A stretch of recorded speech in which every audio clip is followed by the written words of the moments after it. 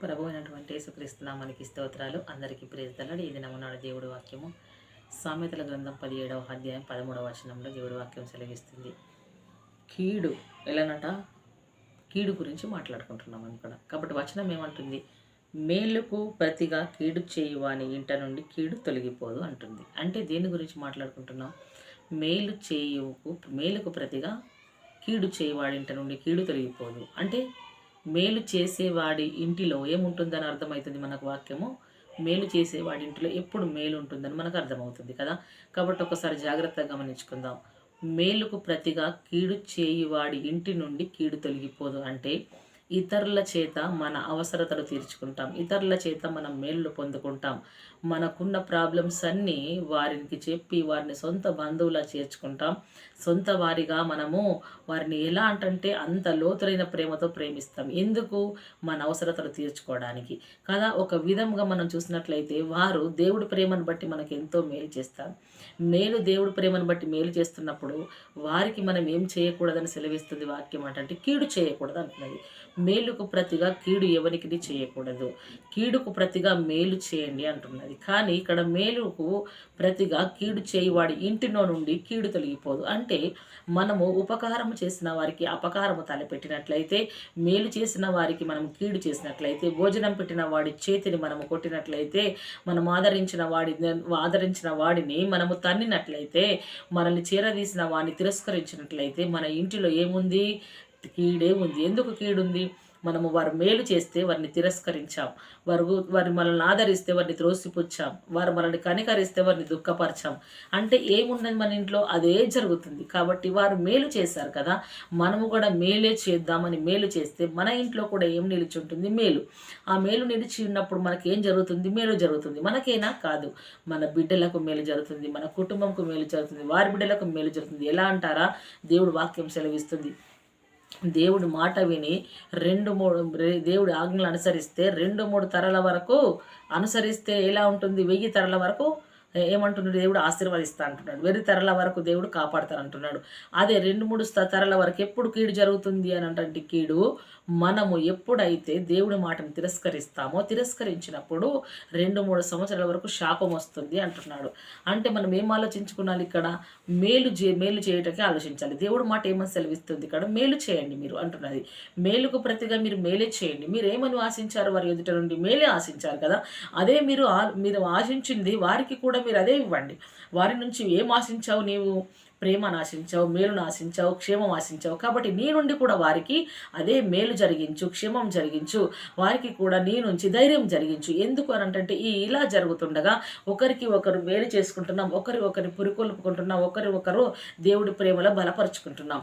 కాబట్టి ఆ మేలును బట్టి మనం ఎవరికి కూడా కీడు తలపెట్టకూడదు. చాలామంది చూసినట్లయితే ఇప్పుడు ఈ రోజులలో మనం ఒకసారి పరీక్షించుకుందాం.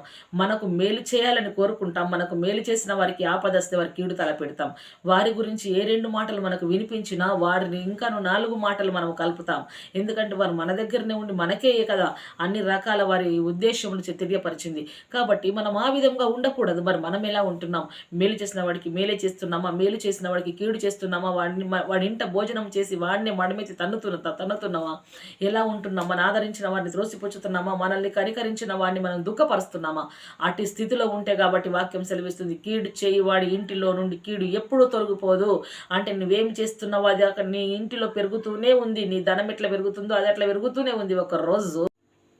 ఒక రోజు ఏం జరుగుతుందని అంటే ఆ కీడు పూర్తిగా ఎదిగి మనల్ని కూల్చినప్పుడు మనకి ఏది కూడా మిగులదు. కాబట్టి అదే విధంగా చూసుకున్నట్లయితే మనం మొదటి సమయంలో మనం చూసుకుంటాం కదా దావీదు రాజుని గురించి.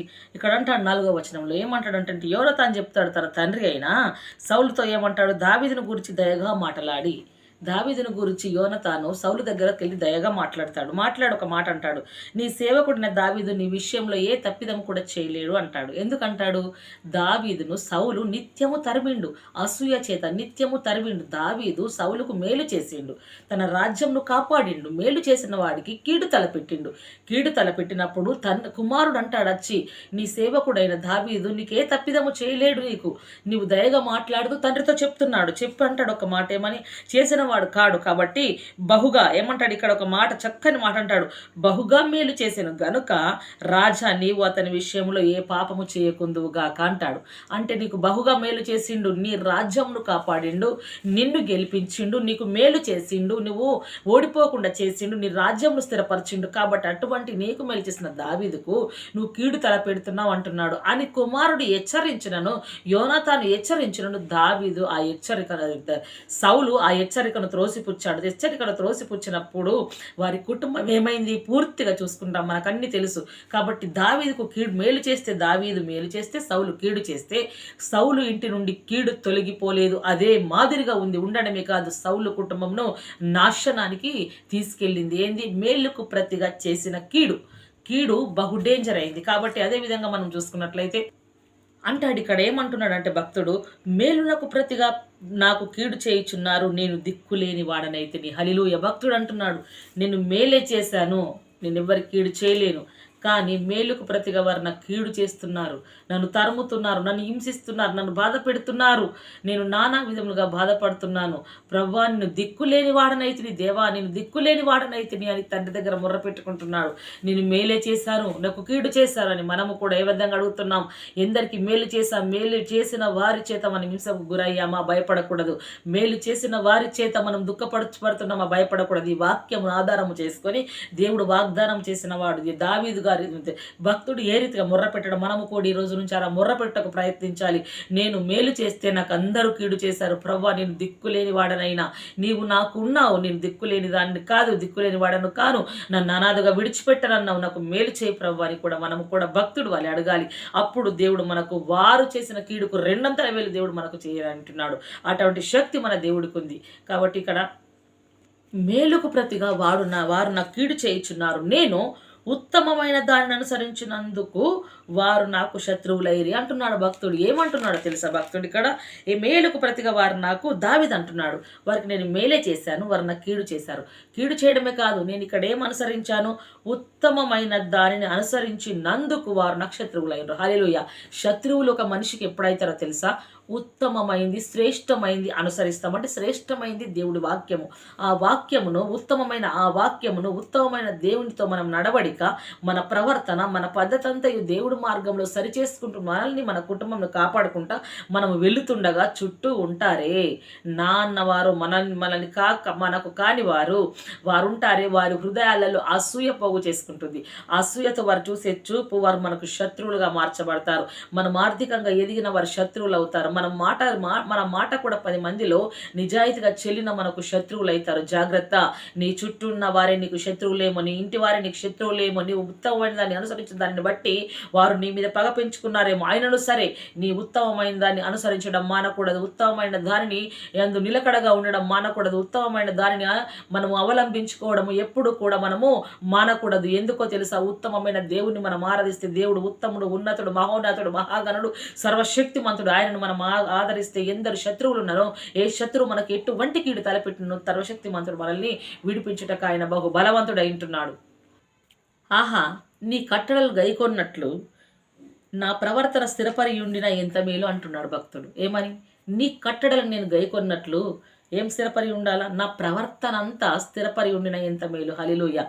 దేవుని కట్టడలు కొన్ని, వాటన్నిటిని మనం అనుభవించాలి అంటే మన శరీరము లోబడాలి దేవుని ఆత్మకు. మన శరీరము లోబడితే, దేవుని ఆత్మకు లోబడినప్పుడు మన హృదయము ఆటోమేటిక్గా దేవుని వైపు త్రిప్పబడుతుంది. అప్పుడు ఆయన శాసనాలను, ఆయన ధర్మశాస్త్ర గ్రంథాలను, ఆయన ఇచ్చిన ఆజ్ఞలను మనం అనుసరిస్తాం. అప్పుడు స్థిరపడి ఉంటాం. కానీ భక్తుడు అంటున్నాడు, ఎలా అంటున్నాడు? నీ ఆజ్ఞలు అన్నట్టు. నీ ఎలా అంటున్నాడు అంటే ఇక్కడ, నీ కట్టడలను గైకొన్నట్లు నేను, నా హృదయము, నా జీవితము, ఎలా ఉండాలంటున్నాడు? నా ప్రవర్తన మొత్తము స్థిరపడి ఉండిన ఎంత మేలు. అంటే దేవుని యందు మనం ఎలా ఉండాలి? మొట్టమొదటగా ఆయన కట్టడలు అనుసరించినట్టు మనము స్థిరులమై కావాలి. మన ప్రవర్తన స్థిరముగా ఉండాలి, మన జీవితం స్థిరముగా ఉండాలి. మన ఎడల దేవుడికి ఉన్న సంకల్పం నెరవేరాలంటే మొట్టమొదటగా మనము స్థిరముగా ఆయనలో ఉండాలి. ఆయన కట్టలు గైకొనొచ్చు మనము స్థిరముగా ఉండాలి. అప్పుడు దేవుడు మనకు గొప్ప కృపను చూపనై ఉంటున్నాడు. ఆయన అంటాడు, ఆయన ఎప్పుడైనా మనకు అవమానం కలగచేయడు. అలా మనం ఉన్నట్లయితే ఎప్పుడు నిందలు రానియడు. ఒకవేళ వచ్చినను దేవుడు రెండంతలుగా మనకు ఆశీర్వాదము ఇస్తాడు. ఎక్కడ పడిపోయామో అక్కడ దేవుడు నిలబెడతాడు. ఎప్పుడో తెలుసు ఆయన శాసనాల తట్టు చూసినప్పుడు ఆయన ఆ కట్టడలు మనం గైకొన్నట్లు అప్పుడు స్థిరముగా మనం ఆయన లోపల ఉంటే మనము స్థిరముగా ఉండాలి. కానీ మనం స్థిరముగా ఉండలేము. మనకు కలుగుతున్న ఇబ్బంది ఇరుకులన్నీ మనల్ని ఎలా అస్థిరంగా మారుస్తాయి. అస్థిరంగా మార్చినప్పుడు అస్థిరంలో ఉన్నప్పుడు మనం చెంచల ఆత్మ తిరుగుతూనే ఉంటుంది. మనలో చెంచల ఆత్మ తిరుగుతున్నప్పుడు మనము కూడా తప్పిపోతూ ఉంటాం. కాబట్టి స్థిరమైన మనసు నిలుపుకుంటకు దేవుని కృప అడిగినప్పుడు దేవుడు తప్పకుండా మన మనసులు స్థిరంగా ఉంచుతాడు. అందుకే కాబట్టి దేవుడి విషయంలో ఇక్కడ అంటాడు ఇర్మియా భక్తుడు ఏమంటాడు, వారు నా ప్రాణము తీయవలనని గుంట త్రవి ఉన్నారు. చేసిన మేలు నాకు ప్రతిగా కీడు చేయవలెనా, వారికి మేలు కలగవలనని వారి మీద నుండి నీ కోపము తప్పించుటకై నీ సన్నిధిని నిలిచి నేను వారి పక్షముగా మాట్లాడిన సంగతి జ్ఞాపకము చేసుకొని అంటున్నాడు. హల్లెలూయా. ఈ ప్రజల కొరకు ఇర్మియా భక్తుడు కన్నీటు కార్చాడు.